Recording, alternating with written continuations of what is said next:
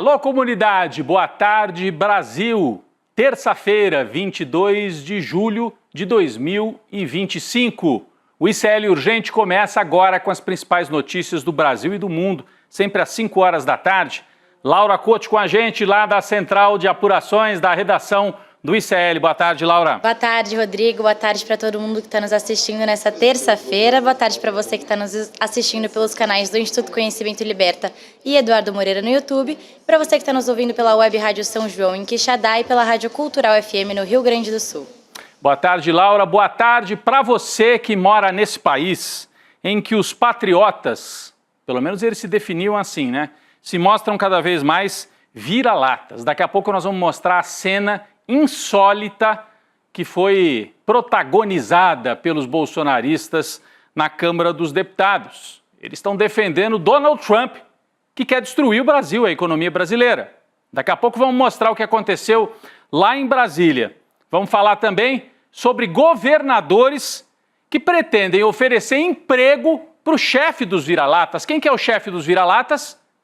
É o Eduardo Bolsonaro, lá nos Estados Unidos, que está promovendo o ataque ao Brasil em parceria com Trump. Tem 2 governadores que pretendem oferecer emprego para o Eduardo Bolsonaro para que ele não seja cassado como deputado. Daqui a pouco a gente explica essa história. Querem oferecer para ele ser secretário de Estado. Só que ele poderia ser secretário de Estado lá nos Estados Unidos? É o que eles estão propondo. É a turma dos patriotas agindo. Bem, hoje a Câmara dos Deputados passou por uma das cenas mais lamentáveis da sua história. Deputados da oposição bolsonarista protagonizaram um vexame com esta imagem aqui. Você está assistindo no telão. Eles estenderam ali numa das salas de comissão uma faixa em apoio, não ao Bolsonaro, uma faixa em apoio ao presidente dos Estados Unidos, Donald Trump, que acabou de anunciar um tarifaço de 50% sobre produtos brasileiros. Eles estendem a faixa, as fotos são feitas, logo alguém percebe que seria uma foto trágica para a oposição e aí eles recolhem. Nós temos aqui uma arte para identificar quem são os traidores do Brasil, estendendo faixa a favor do Trump, no momento em que o Trump ameaça destruir os empregos e as empresas do Brasil. Quem está segurando a faixa? Ali do lado esquerdo, o tal do Sargento Faur, né? Esse de barba branca ali, careca. Do lado oposto, o Hélio Lopes, muito próximo da família Bolsonaro. Bem à frente aqui na mesa, Luciano Zucco. Todos eles do PL, tá? Do Partido Liberal. Voltando para o lado esquerdo, o Coronel Crisóstomo, que outro dia pediu um novo golpe de 64 para salvar o Bolsonaro. Quem está segurando a faixa também aqui do lado direito, não está com o nome aqui na nossa tela, mas o Guga Noblar me chamou a atenção, é o Delegado Caveira, esse é o nome do elemento. O elemento bolsonarista, Delegado Caveira, segurando a faixa de um lado e do outro lado o Sargento Faur. É essa gente que diz que é patriota. E isso tudo, gente, vamos ficar um pouquinho mais com a imagem aí na tela, só para você identificar bem. Eu acho importante que essa imagem rode o Brasil para mostrar o que está em jogo hoje no país. Isso tudo aconteceu por causa de uma decisão de Hugo Motta, tomada algumas horas antes. A Laura Couto traz mais detalhes sobre isso. Laura. Rodrigo, esse gesto aconteceu depois da decisão do presidente da Câmara dos Deputados, Hugo Motta, de proibir a realização de reuniões de comissões que tinham o objetivo de apoiar o Bolsonaro contra o STF, principalmente durante o recesso parlamentar.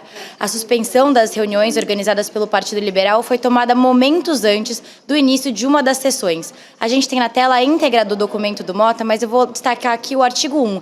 Ele diz o seguinte, abre aspas, fica vedada no período do dia 22 de julho a 1º de agosto a realização de reuniões de comissões na Câmara dos Deputados. Só que, Rodrigo, mesmo com o cancelamento, os deputados da oposição continuaram na Câmara e estenderam essa faixa que a gente mostrou em apoio ao Trump em sinal de protesto, que gerou um vexame no Congresso, né? É um vexame. O nosso site também destacou durante todo o dia uma das imagens mais vergonhosas da submissão dos bolsonaristas a Donald Trump. Bom, por que não pode fazer reunião lá? Porque a Câmara não é bagunça, a Câmara dos Deputados, né? Eles já promoveram baderna no 8 de janeiro e querem promover baderna de novo agora. E, além disso, não há condições nem físicas para as reuniões acontecerem. A nossa colega Heloísa Vilela mostrou isso de maneira cristalina. Uma boa e velha reportagem, né? A Elo Vilela registrou a Câmara dos Deputados em obras, especialmente os corredores onde funcionam estas comissões. É um motivo a mais, né, para mostrar que a convocação desses extremistas de direita era completamente absurda. Não tinha condição de fazer reunião, está em recesso a Câmara, né? Mas eles promovem, eles acham que eles podem fazer o que eles quiserem. Invade os três poderes, quebra tudo, é tudo nosso. Não é assim. Tem ordem, tem regra para as coisas. Mas vamos rever a reportagem da Heloísa Vilela, que foi ao ar, ao vivo, durante o ICL Notícias, primeira edição. Vamos lá, vamos assistir um trecho.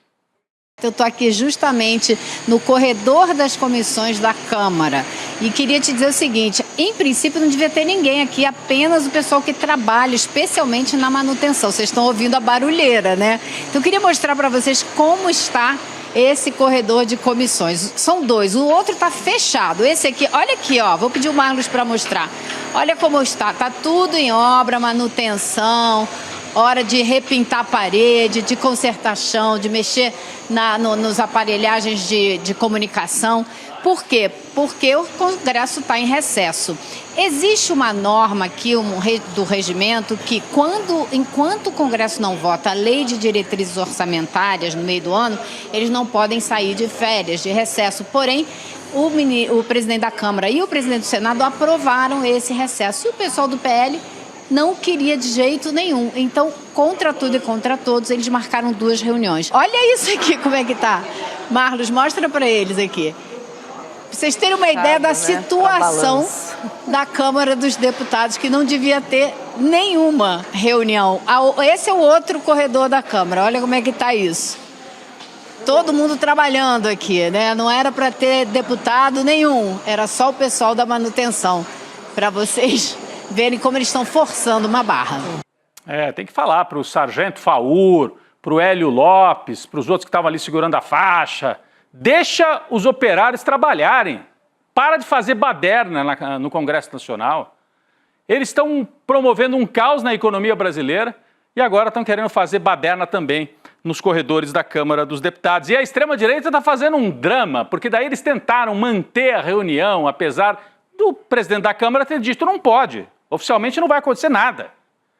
E aí o ar-condicionado não estava ligado. A tal da Júlia Zanata, uma dessas bolsonaristas radicais também, fez uma postagem. Olha o que ela está dizendo aqui, ó. Hugo Mota não permitiu nem ligar o ar-condicionado da sala de reunião da comissão. Minha assessora quase desmaiou. Gente, ó, a extrema-direita já foi mais valente, né? Na Alemanha nazista, na Itália fascista, eles não ficavam choramingando assim, Zanata, né? Seja um pouquinho mais firme aí nas suas convicções. Quer defender a extrema-direita? Siga o exemplo lá da extrema-direita dos anos 30, que você segue, né? Tá demais. Que chororô. Se for chorar, manda áudio, como eles costumam dizer. Chega de mimimi, né? O que você quer que eu faça, Zanata, Júlia? Não sou técnico de ar-condicionado, né? Vamos tocar para frente.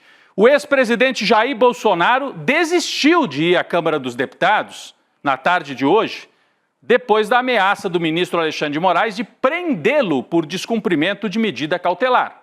O Bolsonaro era esperado justamente aí nessas comissões de segurança pública, relações exteriores, onde eles pretendiam retomar os trabalhos, os extremistas de direita, né? Mas o Bolsonaro acabou não comparecendo. Como a gente contou, o Hugo Mota acabou com a festa. Ontem, Bolsonaro causou um tumulto nesta mesma Câmara dos Deputados ao mostrar sua tornozeleira eletrônica aos jornalistas. Foi na saída daquele evento que houve lá, ontem, né? Porque hoje ele não foi. Nós temos aqui as imagens, ele estava no Congresso para participar de uma reunião com parlamentares do Partido Liberal. Vamos rever as imagens de ontem, vamos lá.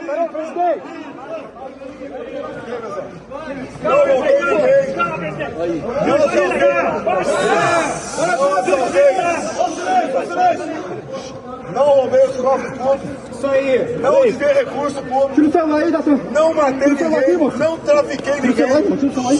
Isso aqui é o símbolo da máxima humilhação da cidade. Cadê isso? Tem humilhação aqui? Cadê isso? Uma pessoa inocente. Calma, galera. Não empurra, não. Silêncio! estão fazendo com o ex-presidente da República. Nós vamos enfrentar a política a todos. O que vale para mim é a lei de Deus. Essa tornozeleira é a libertação do Brasil. Essa cena aí pode levar o Jair Bolsonaro para a cadeia. O Alexandre de Moraes já tinha avisado.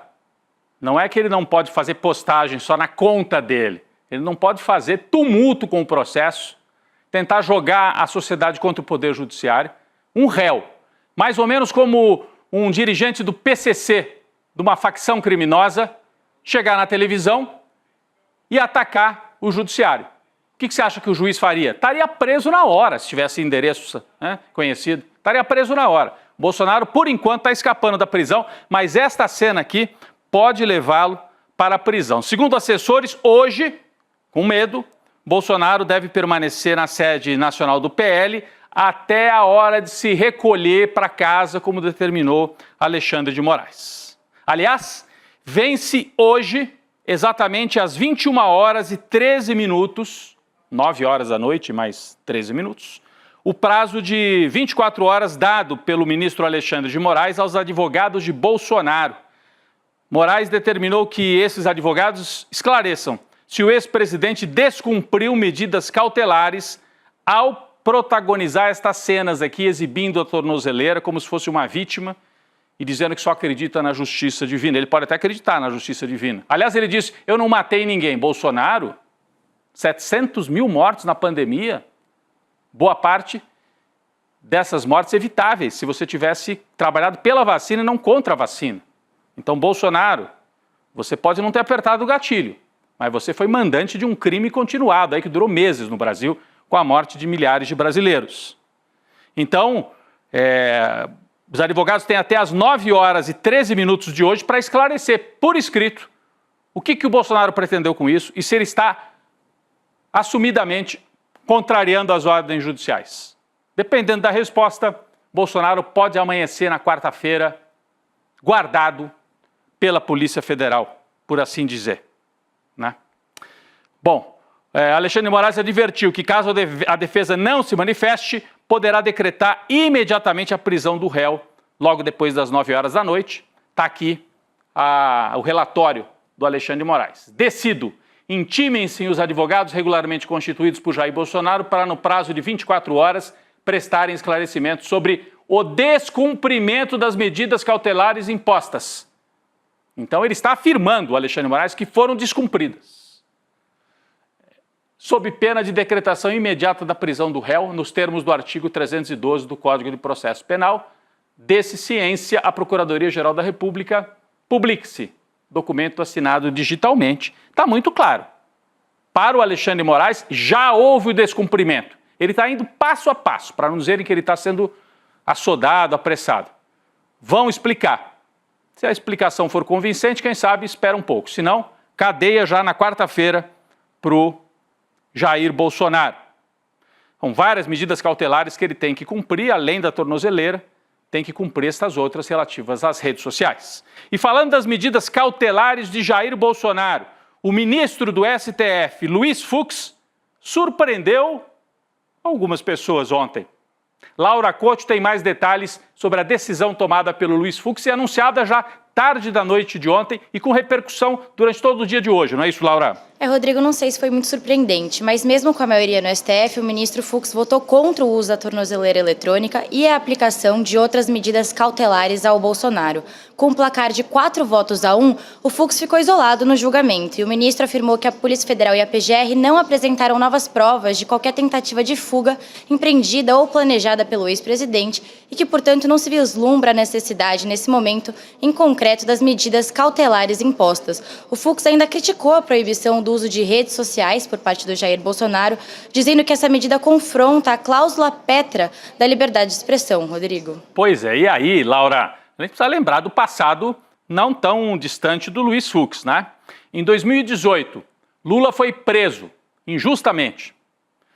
O Fux suspendeu uma decisão que havia sido tomada pelo Lewandowski, colega dele, também ministro do Supremo, e o Fux proibiu Lula de dar entrevistas antes da eleição de 2018.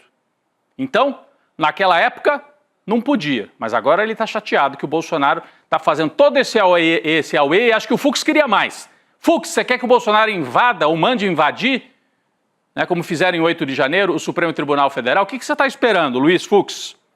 Luiz Fux era lavajatista, punitivista, quando isso servia para punir Lula e os setores aí de esquerda. Agora ele virou um garantista de todas as liberdades, inclusive da liberdade de dar golpe, Luiz Fux.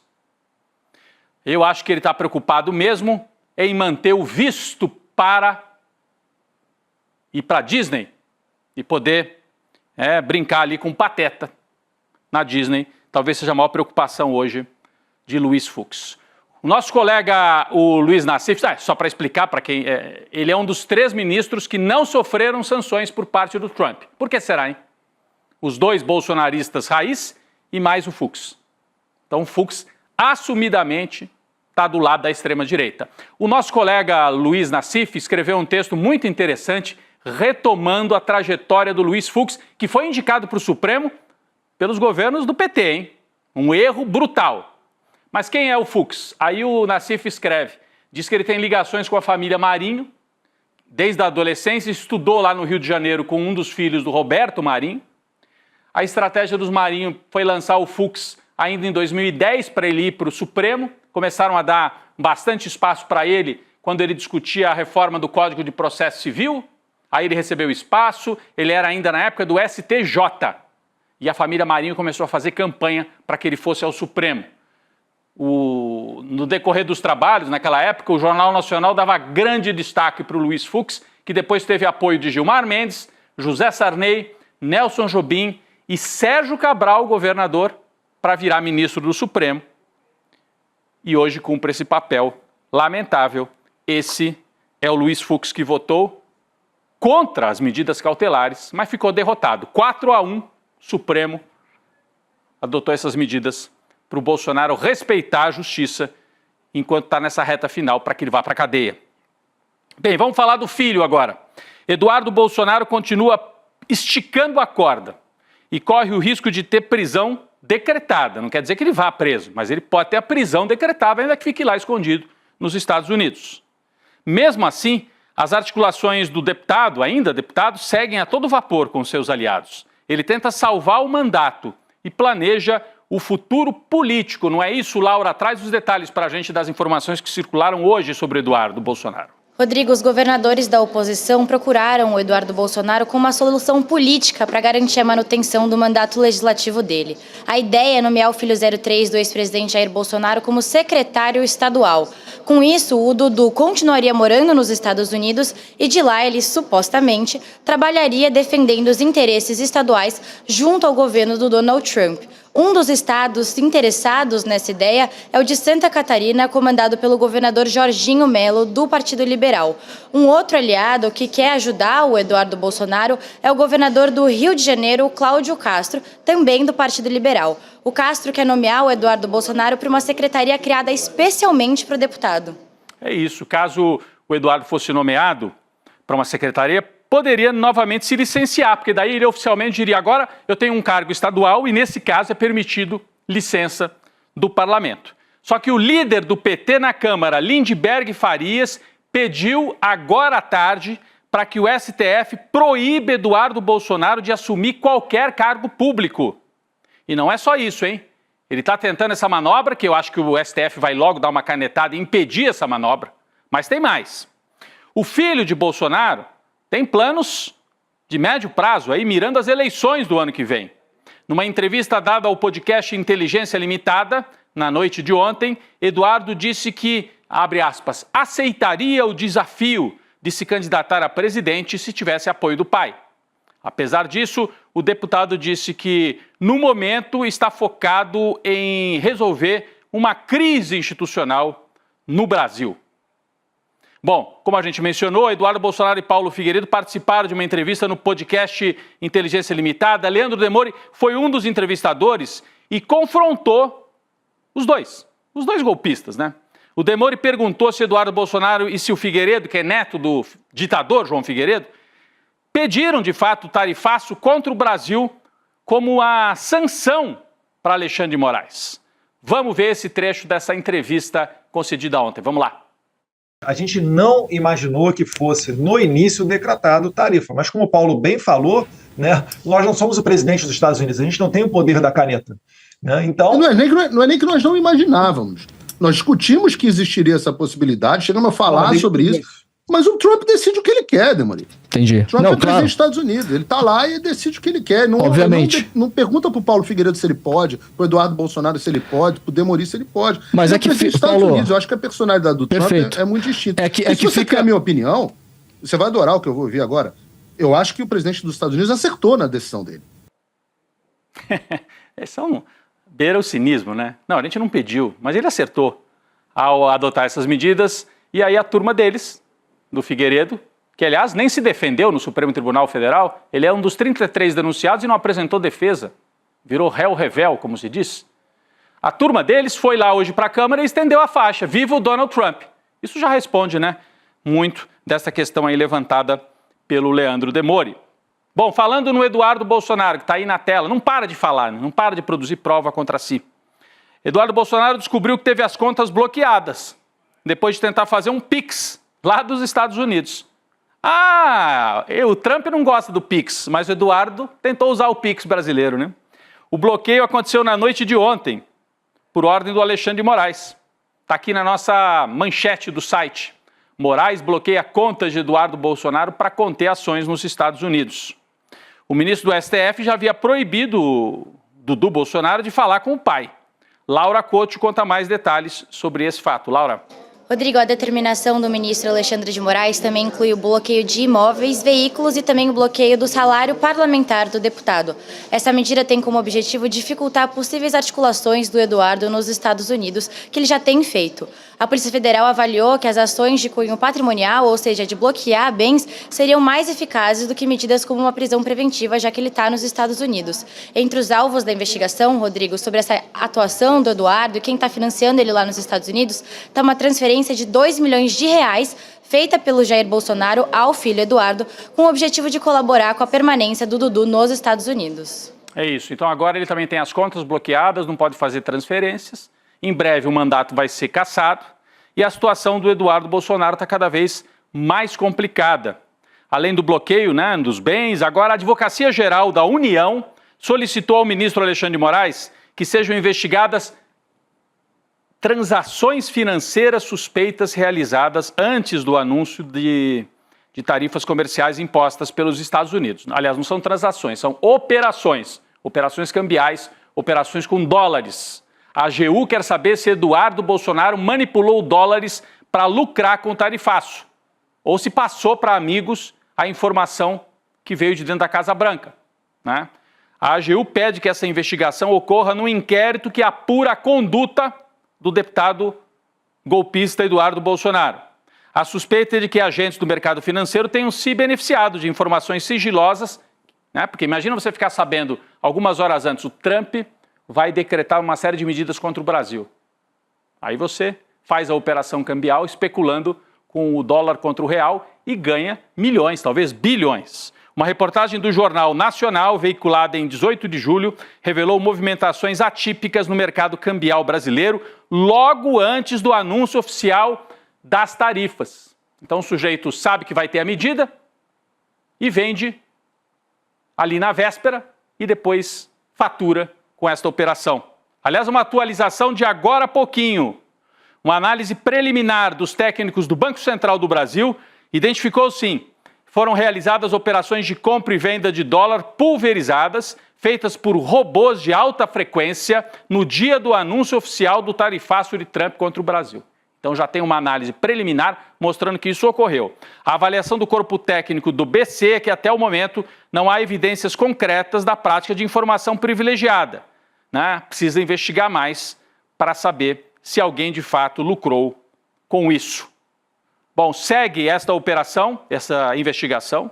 Enquanto isso, lá do outro lado da linha do Equador, os Estados Unidos oficializaram a sua saída da Unesco. É um isolamento em relação às instituições internacionais. De novo, né? Está aqui, ó, Estados Unidos abandonam a Unesco. O porta-voz do Departamento de Estado justificou a decisão pelas posições da organização consideradas anti-Israel. É a segunda vez que o governo Trump retira os Estados Unidos da Unesco. A primeira foi lá no mandato anterior dele, em 2017, mas foi revertida durante o governo Biden em 2023. Laura Couto tem mais detalhes. Rodrigo, segundo uma pesquisa encomendada pela emissora norte-americana CBS, a aprovação do presidente estadunidense caiu e a desaprovação subiu. A taxa de aprovação caiu para 42%, depois de registrar 45% em junho e 47% em abril desse ano. A pesquisa também identificou que a imigração foi o tema que mais influenciou a percepção negativa dos eleitores sobre o governo atual do Donald Trump. Rodrigo. Então tá aí, tá com um saldo bastante negativo. Eu pedi para a nossa equipe separar aqui, eu vou mudar para esta câmera. Essa pesquisa que a Laura acabou de trazer é uma pesquisa específica divulgada pela CBS, né? Mas a gente tem, o New York Times faz a média das pesquisas. Tá vendo essa tela aqui? Cada pontinho desse aqui é uma pesquisa e com isso eles são capazes de estabelecer uma curva média de desaprovação e de aprovação. Olha como foi abrindo a desaprovação em relação à aprovação. Então você tem, na média, 53% desaprovam e só 44% aprovam. Piorou bastante a situação do Trump em apenas 6 meses no cargo. É uma situação para a gente prestar bastante atenção. Até agora, quem encarou o Trump, não baixou a cabeça para ele, se saiu bem.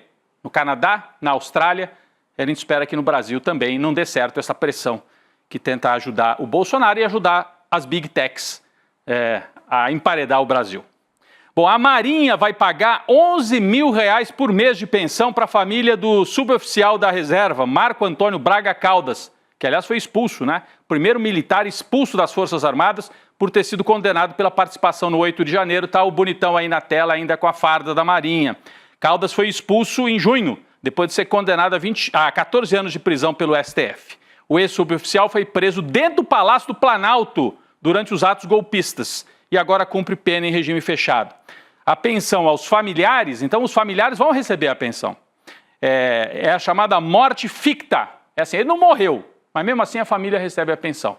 Morreu, para a Marinha ele morreu, então a família recebe a pensão, ele está preso, mas a família todo mês vai receber R$11 mil pagos pela gente. A família dele vai ter esse conforto, apesar da barbárie promovida por esse militar.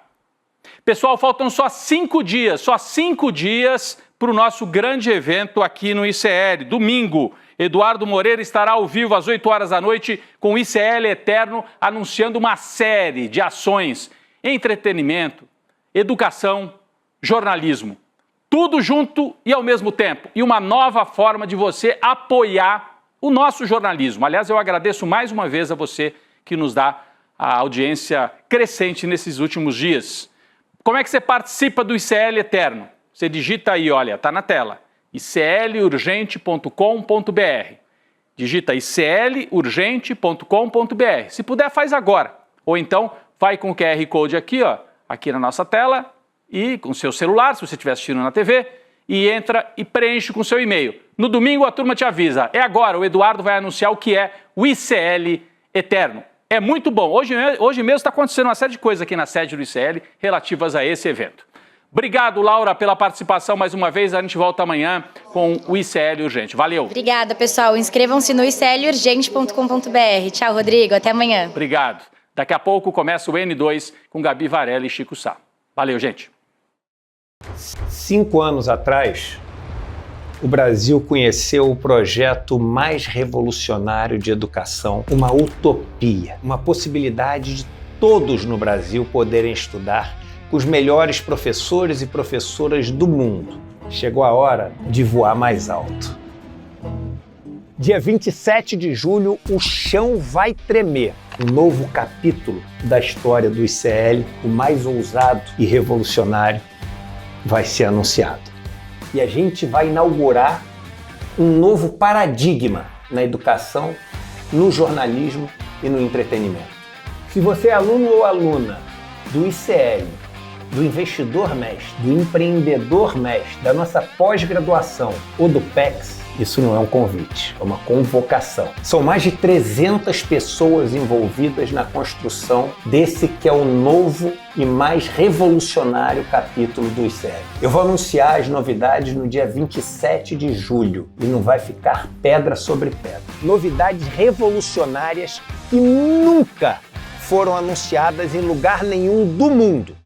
Você tem um canal, rádio ou TV? Chegou a hora de levar ao seu público o jornalismo que faz história. Democracia! No ICL, você tem acesso exclusivo a Chico Pinheiro. Esses caras fardados sempre estiveram tumultuando a vida democrática neste país. Leandro Demore. Aqui foi tudo tomado pela água. Heloísa Vilela. Que a mesquita é aqui dentro do campo de refugiados. Juliana Dalpiva em campo. O conjunto probatório é muito forte. Apurando tudo de perto, feito por quem entende. São histórias que mudaram o Brasil e você pode levá-las ao seu público. Seja nosso parceiro. Use nossa programação gratuitamente e fortaleça seu conteúdo com credibilidade. Acesse icl.com.br/parceria. Juntos, levamos a verdade mais longe.